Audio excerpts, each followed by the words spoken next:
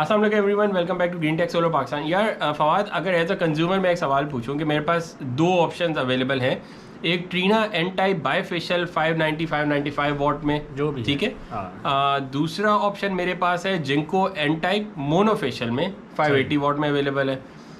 इन दोनों के प्राइसेस भी रफली एक ही हैं, सही है। ठीक है। इन दोनों में से फिर मुझे लेना कौन सा चाहिए? और पहले तो इन दोनों में से लेना भी चाहिए कि नहीं? बिल्कुल, कैटेगरी हम क्लास जो आपकी चॉइस की वो मैकेनिज्म है उसको डिफाइन कर देते हैं। नंबर 1 दोनों टीयर 1 की लिस्ट में आती हैं, जिंको भी टीयर 1 की लिस्ट में है, ट्रीना भी टीयर 1 की लिस्ट में है। एक टेक हो गया। उसमें से टीयर 1 की लिस्ट में से टॉप 5 में अगर टॉप 3 में देखें तो जिंको भी टॉप 3 में आती है और ट्रीना भी टॉप 3 में आती है। तो नंबर 2 आपका होगा सेकंड टेक। उसके बाद अगर आप देखें कि जिंको का जो एन टाइप का पैनल है वो भी एन टाइप है और जो ट्रीना का एन टाइप पैनल है वो भी एन टाइप है। फिर टॉपकॉन टेक्नोलॉजी हो गई दोनों की, तो अगेन बराबरी पे खड़े हो गए आप आगे। उसके बाद ये हुआ कि जिंको का जो एन टाइप है अभी करंटली अबंडेंटली पाकिस्तान में जो अवेलेबल है वो मोनोफेशियल में अवेलेबल है, बाईफेशियल में अवेलेबल नहीं है अभी करंटली। और जो ट्रीना का एन टाइप है वो बाईफेशियल में अभी रेडीली अवेलेबल है। तो अब जब आप इसमें कंपेयर करेंगे तो एज अ कस्टमर जब आप पेमेंट कर रहे हैं और अगर आपको प्राइसेस रफली आसपास ही मिल रही हैं दोनों की, जिंको एन टाइप की और ट्रीना एन टाइप बाईफेशियल की, तो फिर ऑफ कोर्स बाईफेशियल की तरफ आप जाएंगे। क्योंकि ट्रीना भी टीयर 1 की थी, वो भी टीयर 1 की थी, दोनों टॉप 3 में थी, दोनों के प्रोडक्शन नंबर्स बराबर के हैं, दोनों को टाइम भी एक जैसा ही हुआ हुआ, एक अरसे दराज से दोनों बना रहे हैं और दोनों टीयर 1 में मौजूद हैं।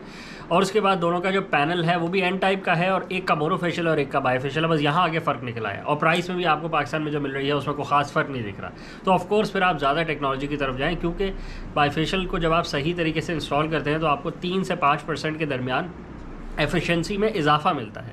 रिफ्लेक्टेड सनलाइट होती है, कहीं ना कहीं से कैप्चर कर लेता है पैनल बैक साइड से, और वो ऑफ कोर्स एफिशिएंसी ज़्यादा आपको बना के देता है। आपको उस वक्त तो फील नहीं हो रहा होता, बट वो इन द लॉन्ग रन जब आप एनुअल नंबर्स पूरे साल के नंबर जब आप कैलकुलेट करें और फिर उसको एनालाइज करें तो ऑफ कोर्स फ़र्क तो होता है। हर छोटी छोटी चीज़ से 3 से 4% 5% का फ़र्क एक जब एक्यूमुलेट करें आप तो वो काफ़ी ज़्यादा एग्रीगेट बन जाता है, टोटल बन जाता है।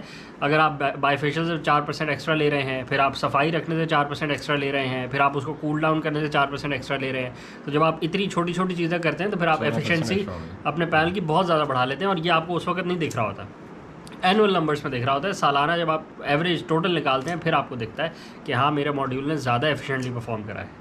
तो ये बड़ा सिंपल सा क्राइटेरिया हो गया कि अगर आपने 2 पैनल्स आपको मिल रहे हैं पाकिस्तान में तो आपने क्या क्या चीज़ें उसमें देखनी है। तो आपको लाइक करें, सब्सक्राइब करें, ज़्यादा से शेयर करें। Thank you.